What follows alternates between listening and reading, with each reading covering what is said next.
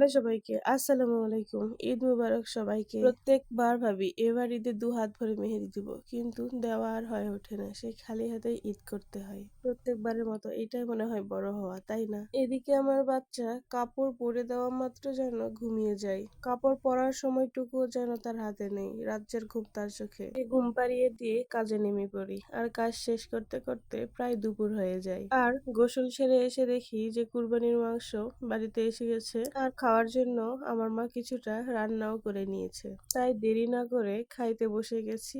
আর কে কে ভাত খাইতে খাইতে আমার মতো গোপাল ভাঁড় দেখেন বলেন তো? যেন গোপাল ভাঁড় বা কোনো কার্টুন না দেখলে ভাত খাওয়া জমেই না। বড় তো ঠিকই হয়েছি, বয়স তো অনেকই হলো, কিন্তু গোপাল ভাঁড় দেখা তো আর শেষ হলো না। হয়তো আমার বাচ্চাও একই কাজ করবে।